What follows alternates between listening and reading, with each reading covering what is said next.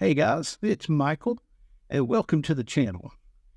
I want to talk today just a little bit about a few tips for visiting Alaska, and some of these that no one actually told me, so wondering if anybody told you. Just a few simple tips today, and I want to start with, a lot of people will fly into the Seattle airport and leave on a cruise for Alaska from Seattle. So these tips, while they do apply for the Seattle airport, it may also apply at another airport if you're going in from a different place. So my first tip here is when you get off the plane there in Seattle, the baggage area there at that particular airport can be most confusing to me. Everybody comes down, and where the luggage round is there, everybody goes to the very first one, and of course, may or may not be it. There's someone back through there. So if you need to find your luggage, of course, you can always ask someone, but just be mindful that it's not always going to be that first one that you come to. It's just a little confusing. Just keep that in mind. Have to ask for some help there. All right. Second tip here, Seattle Airport.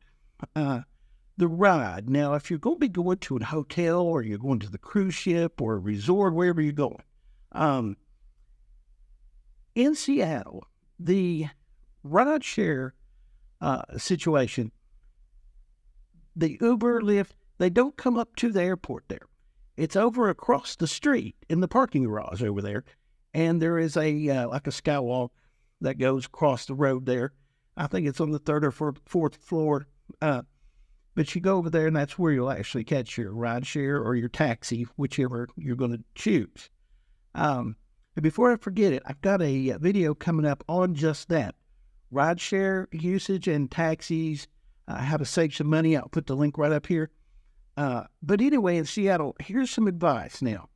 If you're going to do Uber or Lyft or even taxi, please be sure that you're already over in the parking garage before you schedule that, because many, many times these guys are already sitting there waiting.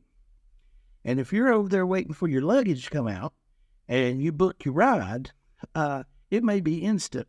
Boom, he's there. And you're over there waiting on your ride. You may miss it, and there could be a fee for that. They'll kind of charge you a little bit on that one. So don't do that. When you get over there, another tip. Now, this is a mistake I made. Sounds stupid, but I really did. Be sure you have your cell phone on if you're booking like an Uber or Lyft, something like that. You know, you just got off the airplane, so a lot of times we'll have our cell phone in airplane mode and forget to turn the sound back on. I was over there, and this guy was texting me, and my sound was off. Thank goodness we met up, but don't make the mistake I made. Okay, next one. Okay, and this is the last one on the airport. When you're flying back out there in Seattle, and this may hold true for other airports as well, the taxi dropped me off there at the airport, and where he dropped me at the Delta terminal, which I flew Delta, and when I went in, they had the self-check luggage area. And for myself now, I had a pretty big suitcase, and I was borderline on my weight, and I wasn't sure which way it was going to go. And the way this is set up, guys, is that you pay for your luggage. It'll print you a baggage sticker. You put it on, then you can take it over to the clerk. You know, they take your luggage and everything. But there's no scale there. So I'm like, well, you know, what if I pay and it's overweight, whatever, I'm not going to find out till I get over here, then I'll have to come back. So it was, if you're in that situation, let me tell you, there is another terminal in the airport. I believe it's upstairs, or was it, I can't remember if it was upstairs. But anyway, once I made my way around the terminal and followed the signs, there is a regular check-in place where the desk people will do everything for you. You don't have to do it yourself if you need that. Okay, and one last piece of advice here regarding the airport I just remembered, actually. if you're going to do Uber or Lyft or taxi, you may want to check with, if you're staying in a hotel there in Seattle, the hotels downtown in the there at the waterfront area. I know they do, maybe some of the other ones. Most all of them have a deal made with a local taxi service that you can get a flat rate. Not all the hotels have shuttles. You can check for that too, though. If they have a shuttle, hey, you're home free. But if not, they have a standing agreement with the local taxi service, and they can give you the phone number for that. And that turned out for me to be even cheaper than the rideshare. It was less money. So that's an option. All right, now getting to Alaska. First thing I want to talk about real quick is weather and dress. How to dress for the weather. Guys, this is a tough one. And this is not something that I can say, well, nobody told me. People told me a lot. But the problem is, it makes it hard because you don't know what the weather's going to be, and you don't know what to tell somebody how to pack because we're all different. Now, I get hot easy. I get hot really easy. And a lot of people will say dress in layers, which is probably some good advice because it may be freezing cold there or it may be beautiful. When we were there, 60 degrees, wore shorts every day, I almost didn't take shorts, but I'm so glad I did because that's what I ended up wearing. But you just got to be ready, okay? One thing that I haven't seen, and I'm not saying that it's not out there, is it rains a lot in Alaska. And if it's warm but rainy, you're going to need something like a raincoat. That you want something that's not all bulky and hot, but that will still protect you from the rain, something light. And then if it's cold, a coat. And what if it's cold and rainy? What if it's snowing? It can't. Just be ready, guys. It's. I know that sounds crazy, but it's not like a Caribbean cruise where what to pack. So just a little bit of everything maybe on that one. And which brings me to my next tip. It's always good if each person maybe has a little small backpack. You can always put a lightweight raincoat in there, a sweater if you need it, things that you may need to change clothes while you're out and off the ship.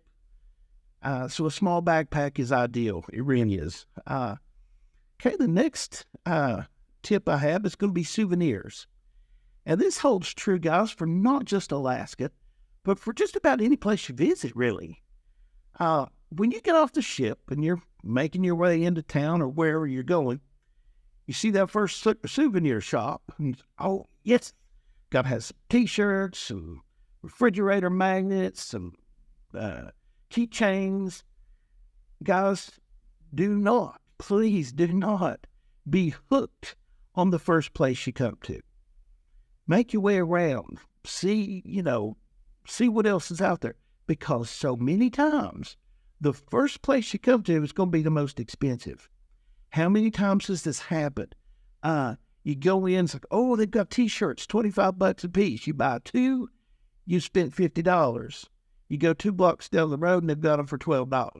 You know what I'm saying? So, make your way around, feel the place out, see what all's available, and then make your choices, save you some money. Now, this isn't always true in every place in Alaska by any means, but in some areas, yes.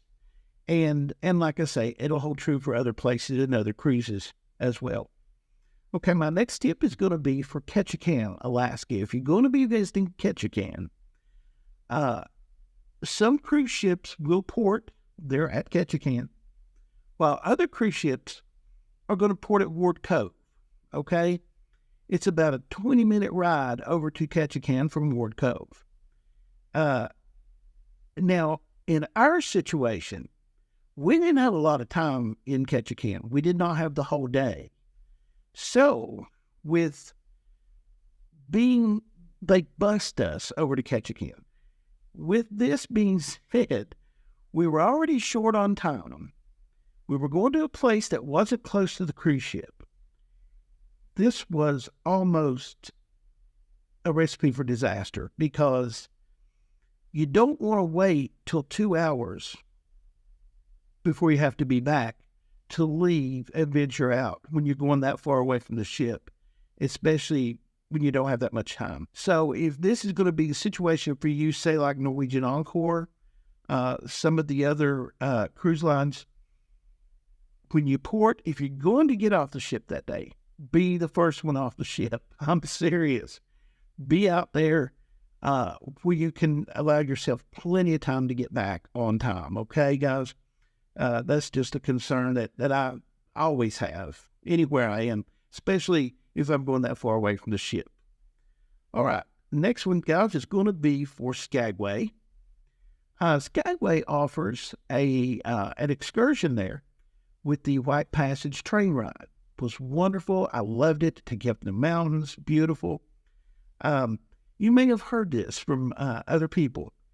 When you take that train ride, a lot of people will tell you, when you get on the train, sit on the left-hand side because that's where all the scenery is. And they're explaining all the detail, as you're riding along. This is true. This is true. But if you don't get a seat on the left-hand side, don't be discouraged, because let me tell you a little secret. When you take your train ride up through there, when it gets to the very end, it's a big circle. It goes around, and it comes right back down the same track you went up on. So if you didn't see it going up, you'll definitely see it coming back. So don't stress about that, okay? All right, and my last tip here is something that I have been asked a few times. Is cannabis legal in Alaska? Okay. You're going to find these cannabis stores. They're all over the place up there. And if that's something that you choose to do, have at it. What I'm saying is, the reason I'm bringing this up is it's perfectly legal, the places that are, out in the open. If it's a legitimate store and part of the community, absolutely. The catch is, you can't say, oh, I'm going about, 6 or 7 of these. I'm going to take these back with me. Ooh, that's where you get in trouble. Don't do that, please. It is not legal on the cruise ship. You can do whatever you want in town where it's legal, but it is not legal to bring it back on the ship. So please don't find yourself in trouble. Okay, guys, I think that's going to wrap up my tips for Alaska today. Again, my name is Michael. If you haven't subscribed to the channel, we would invite you to do so. Come join our family. Let's see. And how about this? If you enjoyed the video, how about a thumbs up? Again, my name is Michael. Thank you so much for watching, and I will see you next time.